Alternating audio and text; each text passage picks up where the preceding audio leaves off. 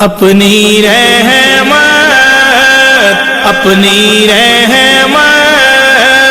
के समुंदर में उतर जाने दे। अपनी रहमत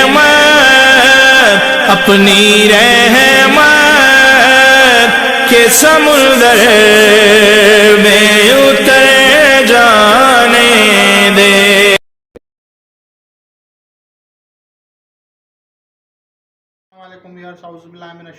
बिस्मिल्लाहिर्रहमानिर्रहीम। अल्लाहुम्मा सल्लि अला मुहम्मद व अला आलि मुहम्मद कमा सल्लैता अला इब्राहीम व अला आलि इब्राहीम इन्नका हमीदुम मजीद। अल्लाहुम्मा बारिक अला मुहम्मद व अला आलि मुहम्मद कमा बारकता अला इब्राहीम व अला आलि इब्राहीम इन्नका हमीदुम मजीद।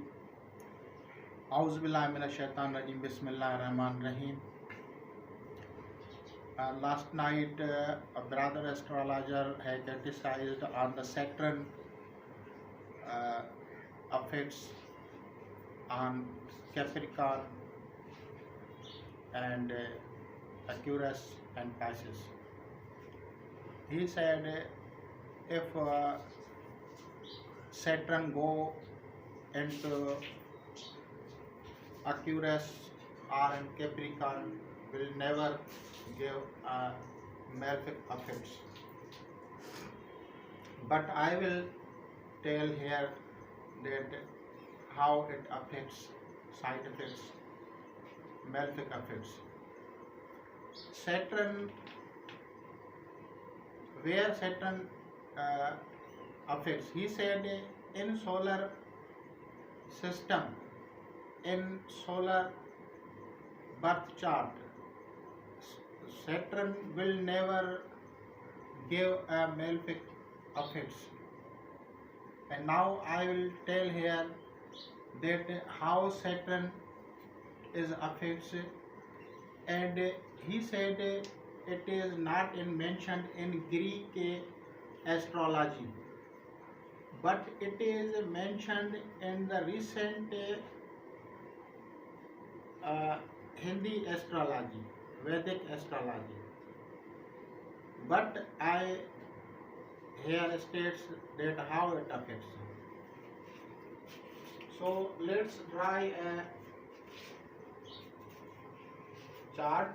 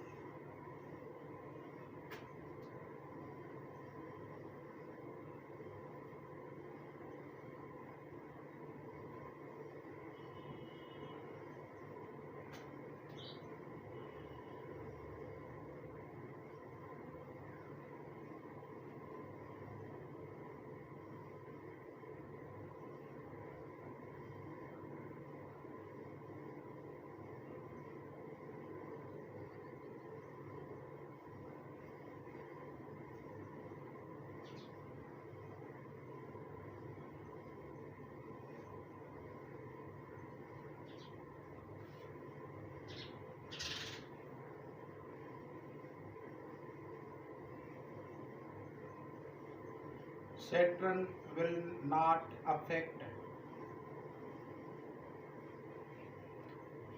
on sun chart.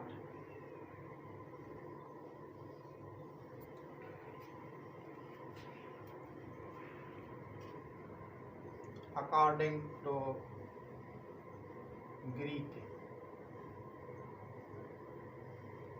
and Vedic.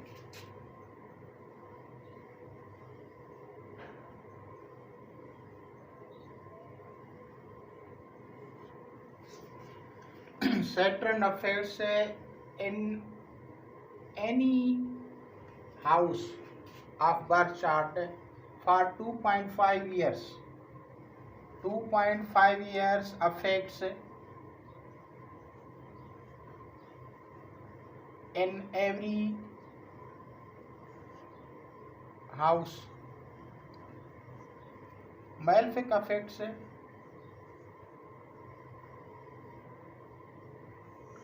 also. Suppose this is first 2, 3, 4, 5, 6, 7, 8, 9, 10, 11, 12. Here is Sun in birth chart. This is the solar ascendant.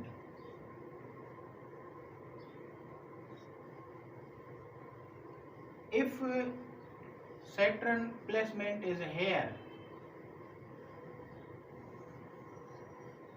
it affects that man will be body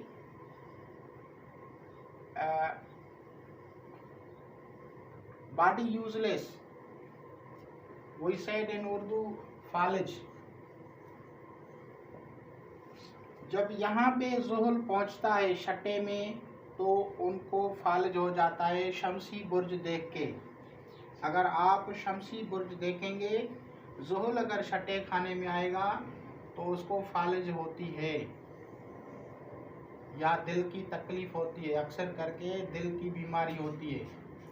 ये जिस भाई ने एतराज़ किया है उसने इसको भी सुना होगा.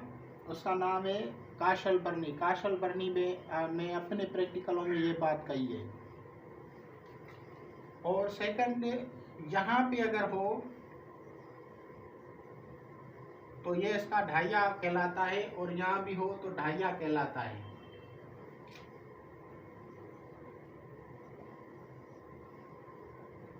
अब यहाँ पे जब पहुँचता है तो लोग अक्सर करके हादसा के शिकार हो जाते हैं. Accident occurs.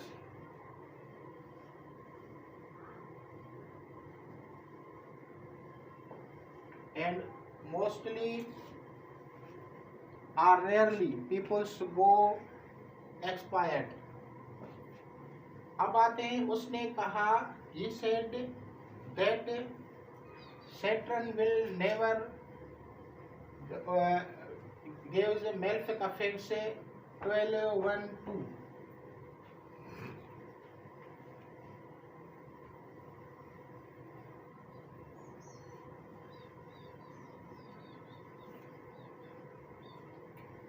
लेकिन इसको बरन ये दिया.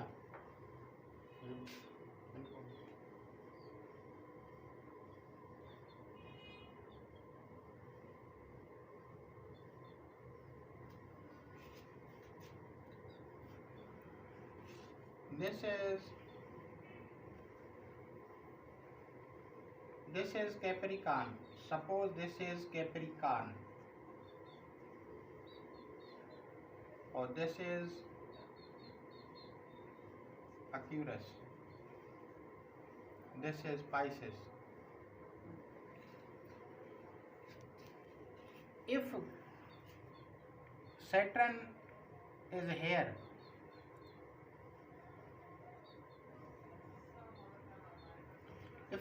is here, then Saturn is bondage. Then Saturn is in jail. You think that Saturn is in jail now, his luck is in bondage and malefic effects also damage here. जब 12वां खाना आता है तो 12वां खाना लिखा हुआ है कि कैद व बंद, बीमारी कदीम, दुश्मन. तो यहाँ जब पहुँचेगा तो वो ये असरात डालेगा. अब आते हैं, जब यहाँ पे पहुँचता है तो उसके भी अलग असरात हैं. और यहाँ जब पहुँचता है तो वो इमलाक तलफ करता है. His assets loses. अब आप कहेंगे कि ये इनके अपने घर हैं, तो मैंने कहा कि ये 12वें घर में जाने से इसका ये साइड इफेक्ट होता है और यहाँ अलग होता है. अब आते हैं कि इनके अपने घरों में होने के बावजूद फिर दूसरी कौन सी गलत जगह है जहाँ पे इनको बदअसरात लेते हैं, साइड इफेक्ट्स, मेलफिक इफेक्ट्स कहाँ होते हैं. तो वो वहाँ पे होते हैं जब इसके साथ दूसरे सयारगान की गलत नजरात पड़ जाएं तो भी इनके साइड इफ़ेक्ट्स होंगे। दूसरे सैयारों के इनके गलत असरात पड़ जाएं नजरात के तो भी गलत जो है इनके जो है असरात पड़ेंगे। जैसे स्क्वायर है या कुछ और मुकाबला है, अपोजिशन है, तो भी इनके ऊपर गलत असरात पड़ेंगे। और क्यों पड़ेंगे और इनके असरात ज़्यादा कभी क्यों है और हिंदी नजूम वाले इसको क्यों मान रहे हैं? तो इसकी वजह ये है कि इसका जो टाइम है 2.5 ईयर से एक हाउस में इसका टाइम जो है 2.5 ईयर से। तो जब 2.5 ईयर से जब आप किसी को जो सैटर्न है, Saturn goes in his way in direct और रिवर्स, रेट्रोग्रेड, रिवर्स और डायरेक्ट। तो जब भी सैटर्न अगर रेट्रोग्रेड होगा तो भी साइड इफेक्ट देगा। और शमसी जायचे में क्या असरात देता है? तो शमसी जो जायचा होता है वो इंसान की बॉडी के बारे में होता है, इंसान की जिस्मानी हालत के बारे में होता है। इसीलिए ये इंसान के जिस्म पे शमसी जायचे में असरात डालता है। ये नहीं है कि बिल्कुल असरात नहीं डालता, डालेगा उनको और उनके जिस्मानी हालात को, जिस्मानी बीमारियों को, जिस्मानी तकालीफ को और चोटें, हादसा वगैरह ये सारी इस वजह से होती हैं। लेकिन कोई अगर नहीं मानता तो हम उसको ज़बरदस्ती नहीं मनाते। तो इंशाल्लाह आगे चल के हम इसके बारे में मज़ीद बताएंगे। अस्सलाम वालेकुम वियर्स, औज़ु बिल्लाहि मिनश शैतानिर रजीम, बिस्मिल्लाहिर रहमानिर रहीम। अल्लाहुम्मा सल्लि अला मुहम्मद व अला आलि मुहम्मद कमा सल्लैता अला इब्राहीम व अला आलि इब्राहीम इन्नका हमीदुन मजीद। अल्लाहुम्मा बारिक अला मुहम्मद व अला आलि मुहम्मद कमा बारकता अला इब्राहीम व अला आलि इब्राहीम इन्नका हमीदुन मजीद। औज़ु बिल्लाहि मिनश शैतानिर रजीम, बिस्मिल्लाहिर रहमानिर रहीम। रात हमारे यूट्यूब पे एक हमारा दोस्त है, बहुत वीडियो बनाता है, एस्ट्रोलॉजर है, और उसने हमारे ग्रुप में आके कुछ इस तरह के सवालात किए कि जो आम आदमी के से भी दूर थे और बीच में बात आ गई थी, क्योंकि हम किसी और को बता रहे थे और वो वहाँ पे बीच में सवाल कर रहा था। तो मैंने कहा कि इन सब के जवाबात मैं ग्रुप में नहीं दूंगा बल्कि यूट्यूब पे मैं दूंगा, और इंशाअल्लाह ताला आप उनसे मुतमईन भी होंगे। तो बात ये है कि 2 किस्म की नजूम या 4 की या 5 की, ये हर कौम हर इलाके के हिसाब से ज्योतिष के नाम, एस्ट्रोलॉजी के नाम अलग हैं। इनमें मशहूर है वैदिक और ग्रीक। तो आते हैं पहले कि इनमें से कदीम कौन सा है। तो सबसे पहले, जैसा कि आप लोग जानते हैं कि सबसे पहले आदम अलैहिस्सलाम का उतरना बरे सगीर में था, और सरांदीप की पहाड़ियों पे हमारे इस्लामी कुतुब में भी वाज़े है इस चीज़ को बारे में। और बाद के जो कल्चर हैं, जो सिविलाइजेशंस हैं, वो डिफरेंट इलाकों में बाद में बसी हैं। ग्रीक जो एस्ट्रोलॉजी है ये बाद की है। फर्स्ट जो है वो वैदिक है। लेकिन हम कदामत और जदीदियत की बात को छोड़ के असल मौजू की तरफ आते हैं कि ज़ुहल, जिसे शनि या सैटर्न कहा जाता है, उसको सिरे से ग्रीक वाले नहीं मानते। ठीक है, नहीं माने। अब भाई कह रहा था कि हिंदी वाले जो हैं वो भी इसको नहीं मानते, यानी इंडियन वेदक वाले भी इसको नहीं मानते। पुराने दौर में अभी मान रहे हैं, पहले नहीं था। उनका कहना था कि सारस्वती जो है ये बाद में लोगों ने डराने के लिए उनके ऊपर मुसल्लत कर दी। देखें, पहले दौर में सिर्फ 7 सयारे मशहूर थे, और आज जो है यूरानस, नेपच्यून, प्लूटो को भी शामिल किया गया है। तो शामिल कर दिया जाए तो कोई हर्ज नहीं है, उस पर एतराज़ नहीं है। जदीद जो नजूमी है उन्होंने उसको क्यों कबूल किया है, जबकि वो कदीम में नहीं था। तो इसी तरह आप इसको भी समझें कि दो वजूहात हैं। वो कह रहे हैं कि जो कमरी जायचा है, जो चांद का बर्थ चार्ट है, उस पे उसका असर है।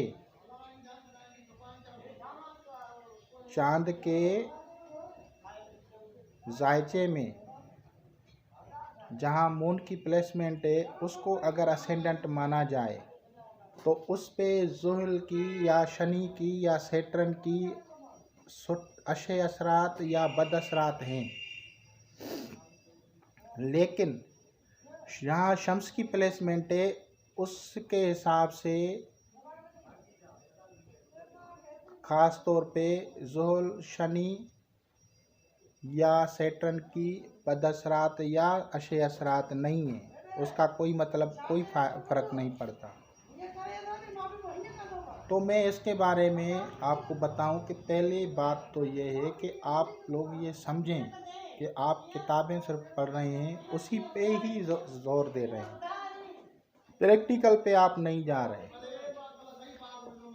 आप पहले ये बताएं कि जो मून चार्ट होता है उसमें सैटर्न जो है क्या असरात डालता है, असेंडेंट चार्ट जो है उस पे क्या असरात डालता है, ज़ुहल, सैटर्न या जो है शनि, और जो सोलर चार्ट है उसमें क्या असरात डालता है। दो डिफरेंस मैं आपको बता देता हूँ ताकि आपको पता चल जाए कि ये क्या है।